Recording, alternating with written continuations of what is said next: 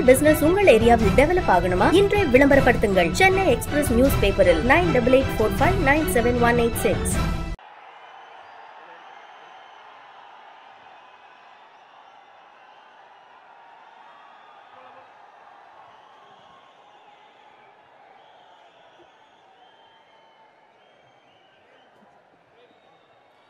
தெய்வத்தால் ஆகாது எனினும் முயற்சி தன் மெய் வருத்த கூலி தரும். தம்பி தலைமை ஏற்கவா, தம்பி தலைமை ஏற்கவா அப்படின்னு அண்ணா கூறினார். 1967 எப்படி அண்ணா வந்து தம்பிகளை பார்த்து தம்பி தலைமை ஏற்கவா என்று அண்ணா தன்னுடைய தம்பிகளுக்கும் இளைஞர்களுக்கும் கூறினாரோ, அதே போல இந்த மதுரை மண்ணில், இந்த பாண்டிய நாட்டில் தமிழகத்தின் குரலாக 1967, 1977, 2026 உங்கள் விஜயாக முதலமைச்சராக உறுதியளிக்கக்கூடிய எங்களுடைய தலைவர் அவர்களே, பொதுச் செயலாளர் அவர்களே, என்னுடைய வணக்கத்தை கூறி, அதாவது நேற்றிலிருந்து ஒரு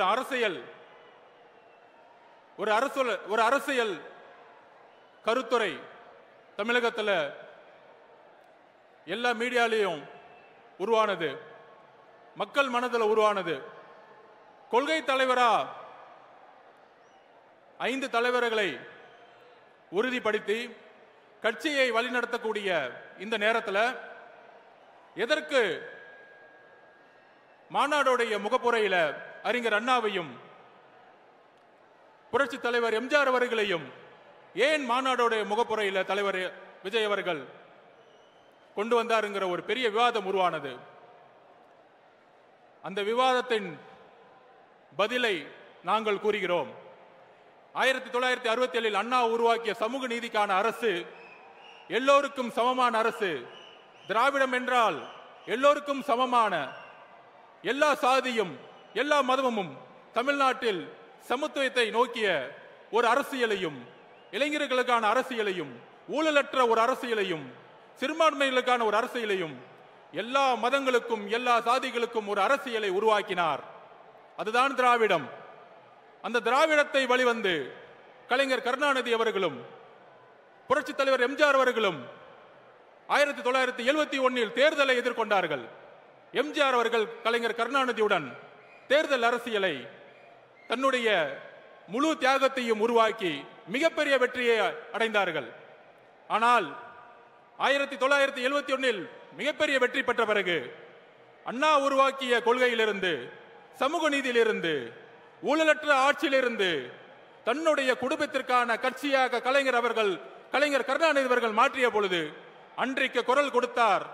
1972 புரட்சி தலைவர் எம்ஜிஆர் அவர்கள் கட்சியை உருவாக்கினார். அந்த கட்சியை உருவாக்கி 1977 மிகப்பெரிய அரசியல் வெற்றியை பெற்றார். ஆக அண்ணா அவர்களுடைய குறிக்கோளை கலைஞர் கருணாநிதி அவர்கள் தன்னுடைய குடும்பத்திற்காகவும் தன்னுடைய ஊழலுக்காகவும் திமுக கட்சியை மாற்றிய பொழுது புரட்சி தலைவர் உருவானார். இன்றைய காலகட்டம் என்ன? இன்றைக்கு தமிழகத்தை ஆண்டு கொண்டிருக்கின்ற திரு மு க ஸ்டாலின், முதலமைச்சர் திரு மு க ஸ்டாலின் அவர்கள் தன்னுடைய தந்தையிலிருந்து ஒரு பாடத்தை கத்துக்கிட்டாரு. என்ன பாடம்?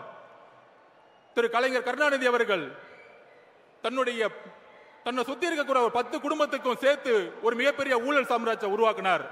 ஆனா இன்னைக்கு மாண்புமிகு முதலமைச்சர் அவர்கள் அந்த 10 குடும்பத்தை ஒழிச்சு தன்னுடைய 2 குடும்பம், தன்னுடைய மருமகன், தன்னுடைய மகன் என்கின்ற ஒரு குடும்பமாக ஊழலை உருவாக்கி இன்னைக்கு ஒரு அரசியலை உருவாக்கி சமூக நீதியை மறந்து, அதாவது தமிழகத்தில்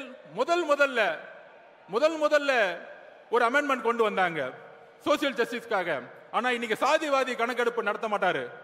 ஏன்னா அதுதான் பிஜேபியோடைய ஒரு உறவு.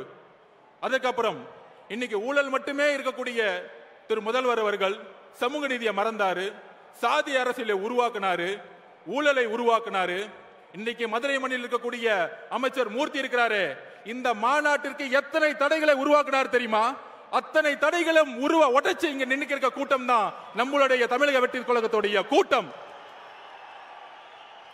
இந்த மதுரை மண்ணிலிருந்து சொல்லின, இந்த மதுரை மண்ணுடைய பிடி பழனிவேல் தியாகராஜன் சொன்னார், இந்த ஆட்சிக்கு வந்தவன மருமகனும் மகனும் மிகப்பெரிய ஊழலை செஞ்சுட்டாங்கப்பா.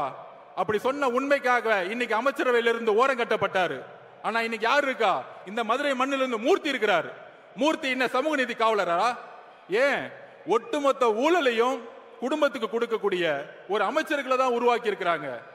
அப்படி ஒரு அரசியலை இருக்கக்கூடிய நேரத்தில் திரு அண்ணா அவர்களுடைய குறிக்கோளை நிறைவேற்றாத மாண்புமிகு முதலமைச்சர் மு.க. ஸ்டாலின் அவர்கள் அவருடைய திமுக என்றைக்கோ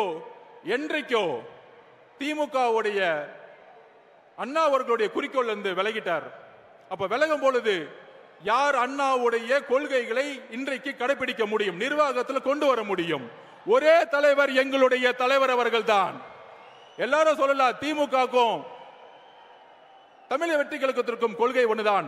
அறிஞர் அண்ணாவும் புரட்சி தலைவர் எம்ஜிஆர் அவர்களும் ஏழ்மையும் சமத்துவத்தையும், ஏழ்மையை ஒழிக்கணும், சமத்துவத்தை உருவாக்கணும் தான் கட்சி ஆரம்பிச்சாங்க. அதுக்கப்புறம் இன்னைக்கு அதிமுக எந்த நிலைமையில இருக்கு? அண்ணா அவர்களுடைய குறிக்கோள் வந்து திரு மு.க. ஸ்டாலின் அவர்கள் விலகிட்டாரு. ஆனா புரட்சி தலைவர் எம்ஜிஆர் அவர்கள் உருவாக்கிய கொள்கை, அதை வழிநடத்திய அம்மா ஜெயலலிதா அவர்களுடைய கொள்கையிலிருந்து தடமாறி இன்னைக்கு பிஜேபியோட உறவு வச்சுக்கிட்டு தமிழகத்துல பிஜேபியை இன்னைக்கு பின்புற வாசல் வழியாக அதிகாரத்தை அடைகிறதுக்கு அதிமுகவுடைய இன்றைய தலைமை எல்லா முயற்சிகளும் செஞ்சிட்டு இருக்கு. அப்படி இருக்கும் பொழுது நாங்கள் உறுதியாக கூறுகிறோம், அறிஞர் அண்ணாவுடைய கொள்கைகளையும் புரட்சி தலைவர் எம்ஜிஆர் அவர்களுடைய கொள்கைகளையும் உள்வாங்கி அதை அரசியல் வெற்றியாக மாற்றி 2026 மிகப்பெரிய இளைஞர் புரட்சியை உருவாக்கி தலைவர் விஜய் அவர்கள் முதல்வராக உருவாகி அந்த கொள்கையை நிறைவேற்றக்கூடிய வலிமை எங்களுடைய தலைவர்களுக்கும் தமிழக வெற்றி கழகத்திற்கு மட்டும்தான் இருக்கிறது. இதற்கு தான் எங்களுடைய பதில். இன்றைக்கு பிஜேபி எந்த அளவிற்கு பின்புற வாசல் வழியாக இல்ல, முன்புற வாசல் வழியாக நேற்று கருப்பு சட்டம் 30 நாள்ல ஒரு குற்றச்சாட்டுனா ரிசைன் பண்ண சொல்றாங்க. அந்த அளவிற்கு கருப்பு சட்டத்தை மாநில சுயாட்சிக்கு எதிராக பிஜேபி தன்னுடைய கொள்கைகளை உள்வாங்கி கொண்டிருக்கிறது. அண்ணா 1967 அண்ணா அவர்கள் கூறியது போல, தலைவர் அவர்களே தம்பிங்களை அலையுங்கள், தம்பி தலைமை ஏற்கவா, மன்னராட்சியை ஒழிக்க தம்பி தலைமை ஏற்கவா, மதுரை மண்ணிலிருந்து புறப்படுவோம், மதுரையை எப்படி பாண்டிய மன்னர்கள் மக்களுக்கான ஒரு அரசை உருவாக்கினாரோ அப்படி ஒரு அண்ணா அவர்களை கூறியதை போல ஏழைகளுக்கான அரசாக, ஒரு நேர்மையான அரசாக உருவாக்க எங்கள் தலைவரை நாங்கள் அழைக்கிறோம். தம்பி வா, தலைமை ஏற்கவா. நன்றி, வணக்கம். கிளாசிஃபைட் ஆட்ஸ், டிஸ்ப்ளே ஆட்ஸ், சிறிய விளம்பரம் முதல் பெரிய விளம்பரம் வரை அனைத்து கடைகளிலும் வீடுகளிலும் இலவசமாக டிஸ்ட்ரிபியூஷன் செய்து தரப்படும். சென்னை எக்ஸ்பிரஸ் நியூஸ் பேப்பரில் always your neighbourhood news paper.